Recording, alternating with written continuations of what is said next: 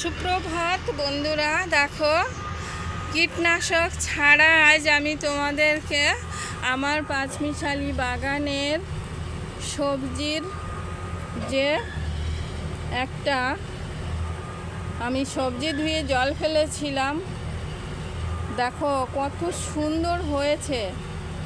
পুরো কীটনাশক ছাড়া কিন্তু আমার বাগানে এরকম গাছ হচ্ছে। তোমরা দেখেই বুঝতে পারবে যে কি সুন্দর একটা কুমড়োর চারা আমার হয়েছে। আমি এই চারাটা কিনেও আনিনি বা দানাও আনিনি, আমি কুমড়ো রান্না করার জন্য কেটে জলটা ফেলেছিলাম, সেখান থেকেই দেখছি একটা এখানে দিয়েছিলাম। দেওয়ার পরে দেখি কি সুন্দর হয়েছে। 10-15 দিন বয়স হয়েছে এটা।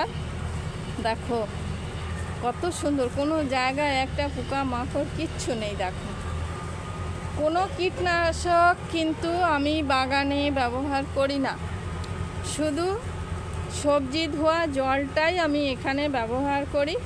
আর আমার যে আমি নিজে যে তৈরি করেছি যে কম্পোস্ট সারটা আর কিচেন কম্পোস্টের যে গোবর সারটা আমি তৈরি করেছি, সেটা তো একেবারে 100% গোবরই হয়ে গেছে। তো তোমরা এরকম যদি চেষ্টা করো আমার পাঁচমিশালি বাগানের মতো, তোমরাও এরকম সবজি খেতে পারবে।